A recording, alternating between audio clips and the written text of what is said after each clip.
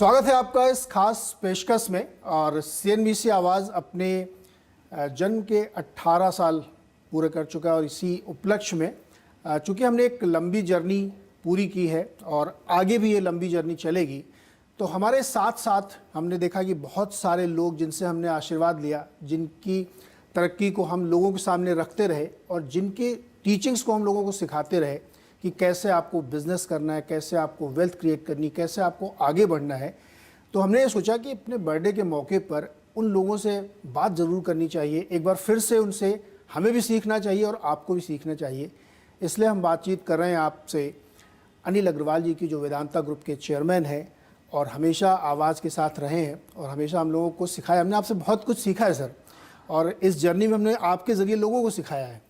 तो बताइए आपका हमारे साथ सफ़र कैसा रहा?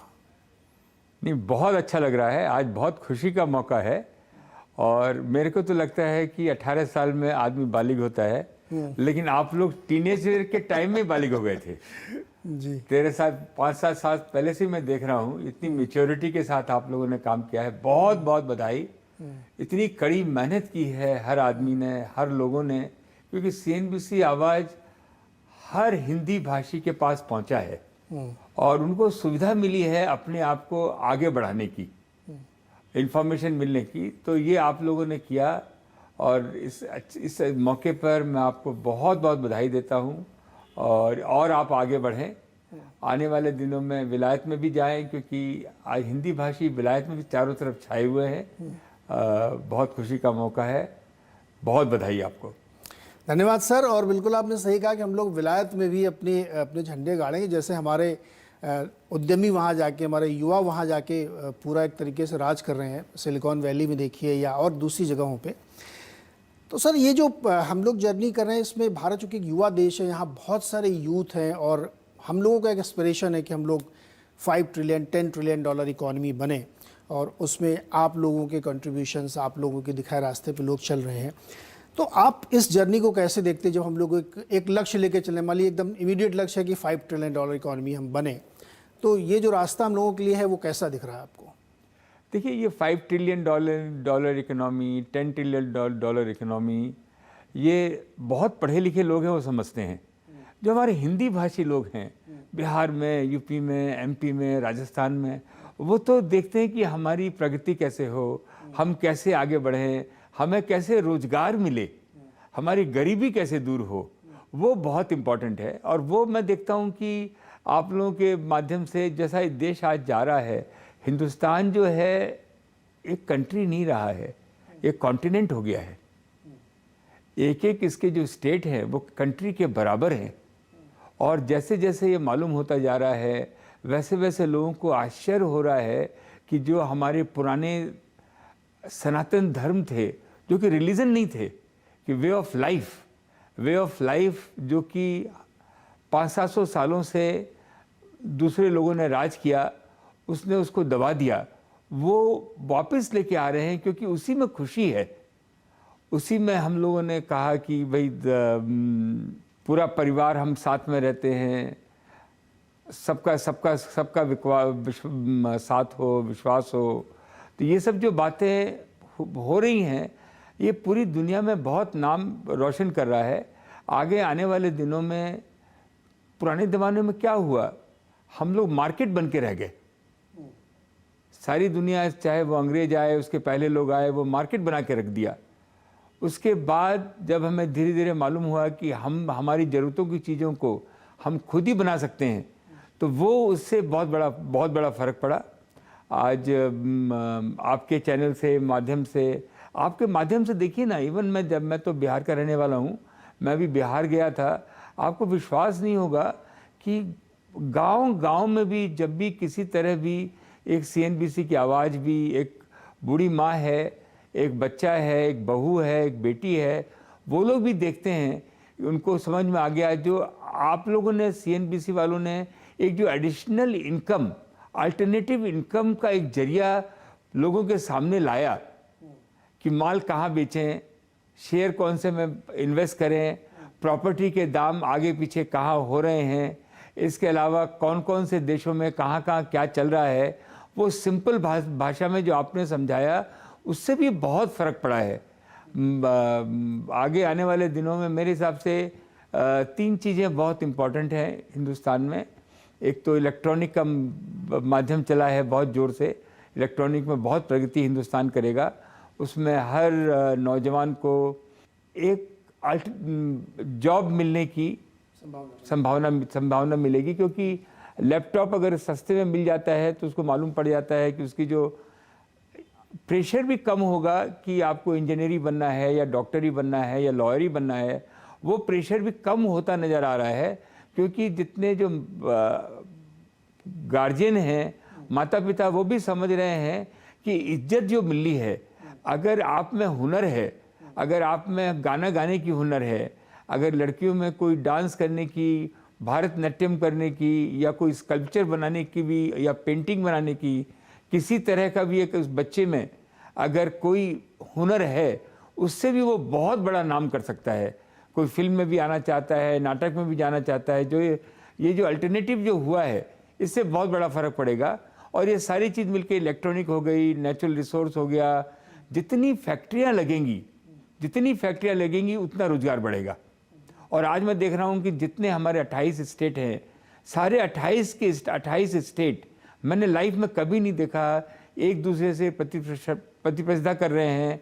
हर स्टेट का चीफ मिनिस्टर बाहर आके बोल रहा है, हम सब सुविधाएं देंगे, आप हमारे यहाँ के फैक्ट्री लगाओ। तो ये बहुत बड़ा काम हुआ है। स्टार्टअप में बहुत बड़ा काम हुआ है, जिससे कि हर आदमी को सोचने का एक अपॉर्चुनिटी मिली है कि हम कुछ काम कर सकते हैं। लड़कियों में जो उत्साह आया है, वो मेरे को लगता नहीं है कि पूरी दुनिया में कहीं ऐसा उत्साह आया होगा।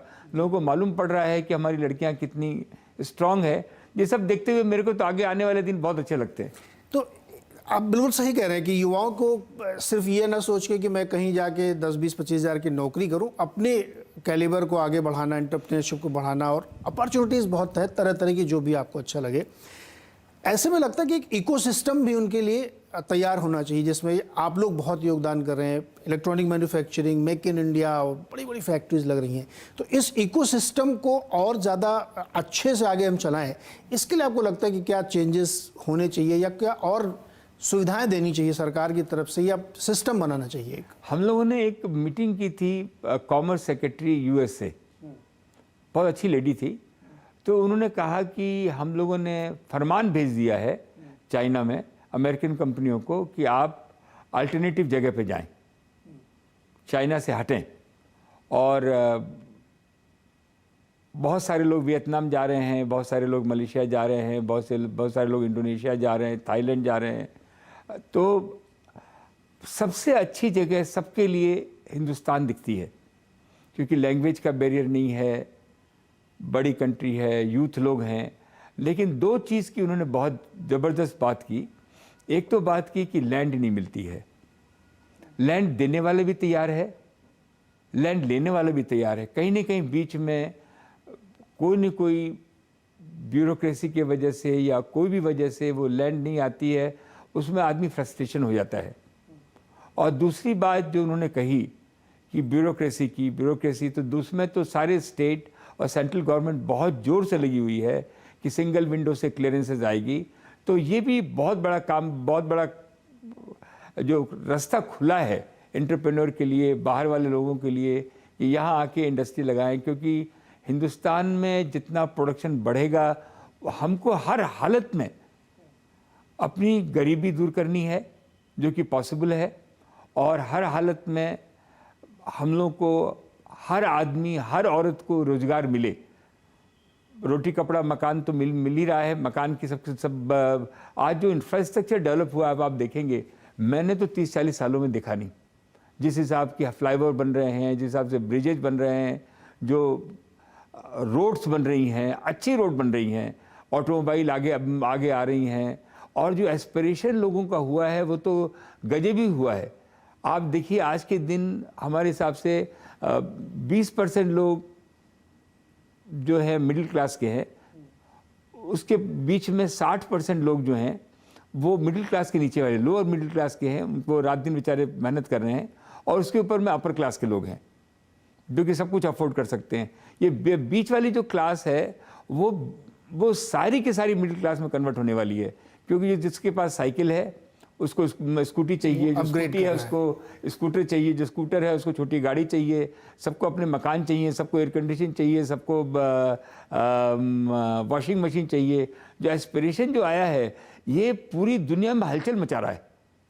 तो सर ये जो आप बिल्कुल सही आपने अपग्रेड करा कि लैंड अवेलेबल हो या और इकोसिस्टम बढ़िया से दिया जाए और ईज ऑफ डूइंग हो कि कोई अगर यहाँ पे जैसे चाइना +1 या यूरोप +1 की बात हो रही, तो अगर उसको हम कैप्चर करना चाहते हैं तो ये फिर इजी अवेलेबल होना चाहिए, जो मुझे लगता है सरकारें कोशिश कर भी रही हैं, लेकिन इसको और एक्सपेडाइट करने की ज़रूरत है कि जिससे कि ज़्यादा से ज़्यादा लोग भारत में आके मैन्युफैक्चरिंग करें।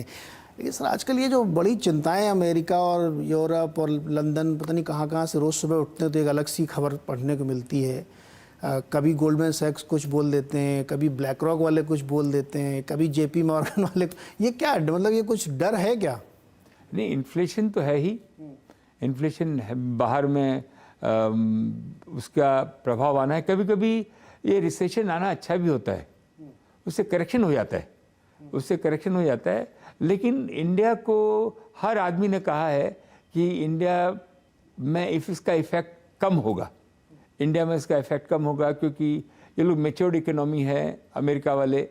आज देखिए तो आप डॉलर इतना स्ट्रांग हो गया कि हर आदमी डॉलर के पीछे देख रहा है। अब हर आदमी, हर country, 3-4 country South East Asia अपनी अलग करेंसी बना रही है, जिससे कि डॉलर पर प्रेशर कम आ जाए। हम लोग आपस में जो ट्रेड करेंगे हम अपनी करेंसी से कर लेंगे, इसका भी बहुत फ़र्क पड़ेगा। और यूरोप में गैस की प्रॉब्लम है, हर आदमी परेशान है, यूके में भी परेशान है। इन सब मामलों में आगे आने वाले दिनों में इंडिया एक स्वीट स्पॉट उभर के आया है। अमेरिका इतना स्ट्रांग है हर तरह से, वहाँ इफ़ेक्ट कम होगा, दो इन्फ्लेशन वहाँ आएगा, रिसेशन वहाँ रहेगी, लेकिन वो उसका इफ़ेक्ट कम होगा ऐसा लगता है। वो अभी भी लीडर बन के चलेगा। और चाइना भी, जो मेरे को लग रहा है कि वो करेक्शन की पोजीशन में है और सबसे हाथ मिला के, इंक्लूडिंग हिंदुस्तान, हाथ मिला के कोशिश कर रहा है कि हम वापस उस पोजीशन पर आ जाएं। लेकिन पुरानी बहुत गलतियां हुई हैं उनसे, उसको करेक्ट करके वो उसकी भी डिमांड आगे आने वाली है। आने वाले दिनों में मेरे को लगता है, जैसे मेटल की प्राइस देख रहे हैं, कमोडिटीज़ की प्राइस देख रहे हैं, मेरे को ऐसा कोई डर लगता नहीं है। ईश्वर चाहे जल्दी से जल्दी ये वॉर ख़त्म हो, जो कि ये ओवरहैंग ख़त्म हो। तो ये मुझे लगता है कि हो ही जाना चाहिए वॉर खत्म, क्योंकि और रशिया का भी इंटरेस्ट नहीं लगता, वो फंस गया एक बार, एक्चुअली फंस जैसा लग रहा है कि फंस गया है। वो भी सोचता है कि ख़त्म हो किस तरीके से निकले। तो आपने जो हमें समझाया कि भारत सबसे ज़्यादा स्वीट स्पॉट पे है और सबसे ज़्यादा मजबूत स्थिति में है, तो और वो हम लोगों के नंबर्स बताते हैं, GDP वाले हम लोग देखते हैं तो फास्टेस्ट ग्रोइंग है। और वर्ल्ड बैंक भी ये मान रहा है कि जो उन्होंने एक बार बनाया है वो रेड से इधर ग्रीन तक का, उसमें इंडिया सबसे ग्रीन वाले में आता है, जहाँ पे किसी भी परिस्थिति में सबसे बेहतर यहाँ पे होता हुआ दिखेगा।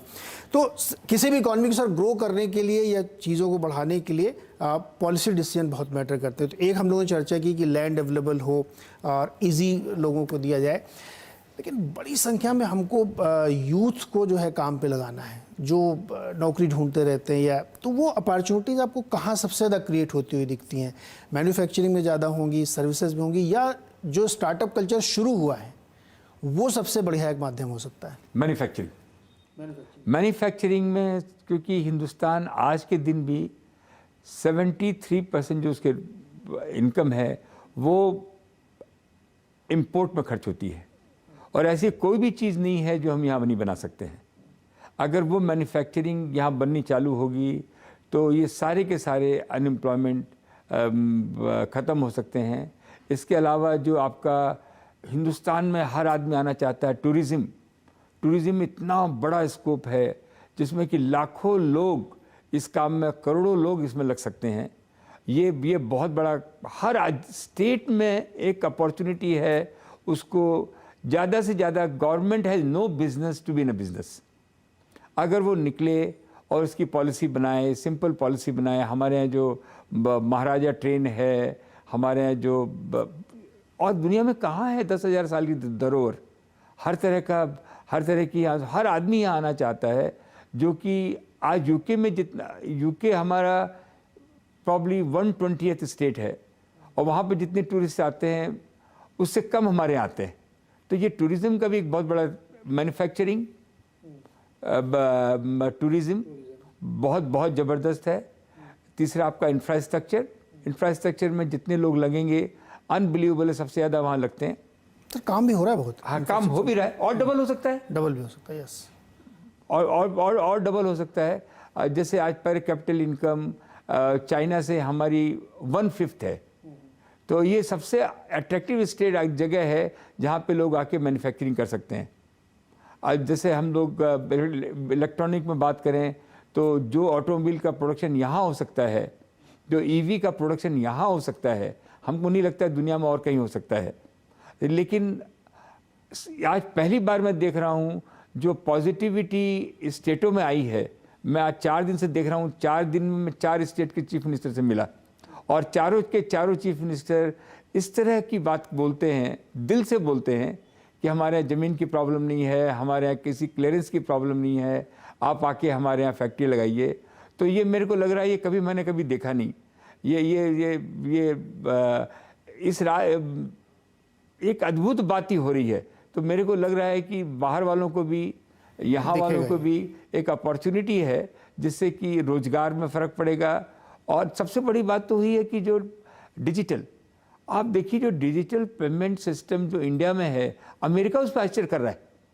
यूपीआई ने कमाल कर दिया। यूपीआई ने कमाल कर दिया। लोग, हम भी क्रेडिट कार्ड हमको यूज़ किए हुए महीनों हो जाते हैं। यस।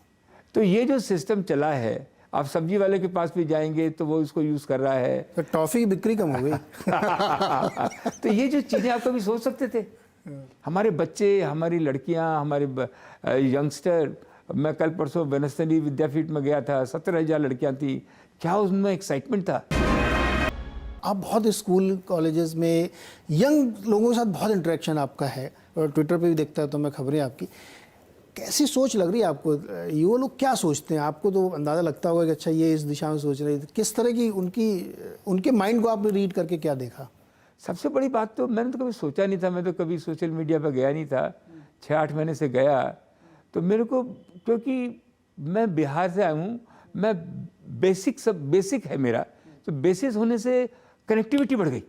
हर आदमी मेरे से कनेक्ट हो जाता है क्योंकि मैं उनकी भाषा ही बोलता हूँ, उनके जैसा ही पला बड़ा हूँ।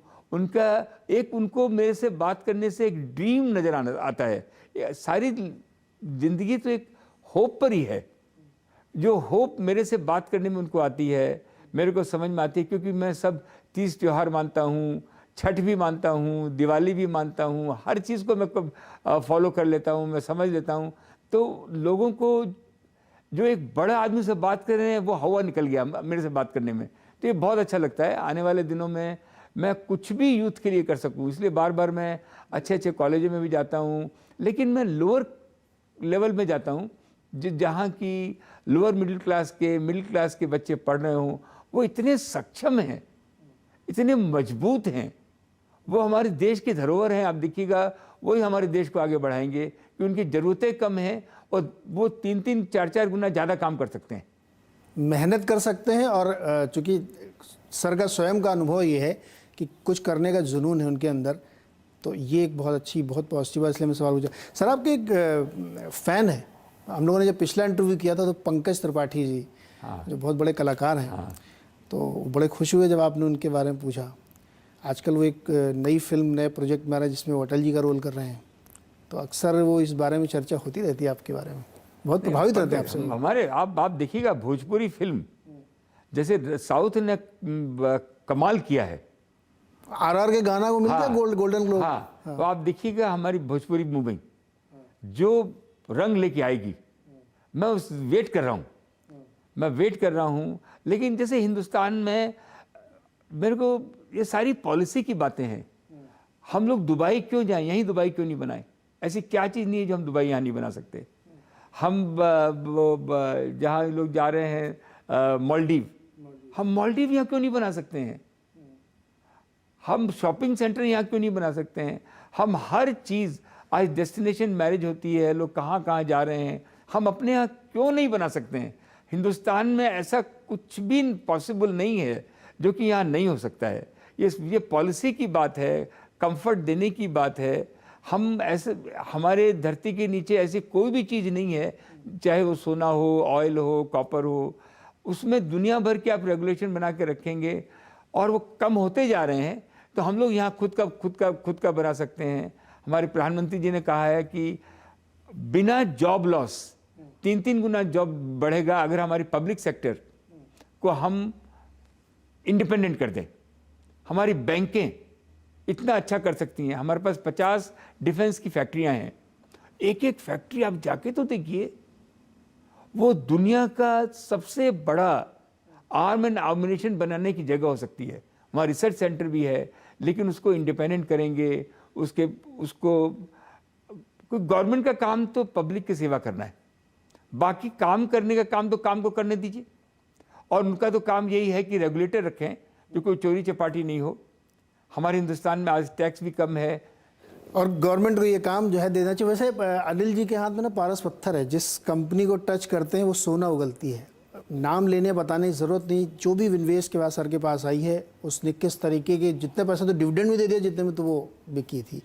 तो इसलिए कई बार कहा जाता है कि जो काम उद्योगपति कर सकते वो सरकार नहीं कर सकती, इसलिए विनिवेश प्रक्रिया और बढ़ानी चाहिए। मैं इंटरव्यू यहाँ इस बात से समाप्त करना चाहता हूँ कि जो सपने देखते हैं वो सपने बड़े भी होते हैं और सच भी होते हैं। अनिल जी इसकी मिसाल हैं। हमने पिछले इंटरव्यू में किया था कि बिहार से निकल के लंदन तक कहाँ से कैसे झंडा गाड़ा। वैसे ही आवाज़ की कल्पना जब 18 साल पहले की गई थी तो हमको भी यकीन नहीं था कि हिंदी में कोई आदमी शेयर मार्केट और बिजनेस की खबरें देखना पसंद करेगा, लेकिन आज हम नंबर 1 चैनल है, इतना बड़ा हमारे साथ शेयर है, आप लोगों का प्यार है, तो इसीलिए बड़े सपने देखिए और उनको सच करिए। सब कुछ आपके साथ है। बहुत बहुत शुक्रिया सर हमारे साथ जुड़ने के लिए और हमारे इस सफ़र में हमारे साथ रहने के लिए। बहुत बहुत धन्यवाद। आपका हरदम मैं वेट करता रहता हूँ और खूब आपका चैनल आगे बढ़े। एक बार मैं फुल टीम को, जिसने कि इतनी गरीबी और देश का साथ दिया है, कभी ये खुद नहीं चलाया चैनल, यही सोच के चलाया कि छोटे से छोटे तबके वाले, छोटे से छोटे गरीब को कैसे बेनिफिट मिले, वो CNBC आवाज़ ने किया है। बहुत बहुत धन्यवाद। बहुत बहुत शुक्रिया हमारे साथ जुड़ने के लिए।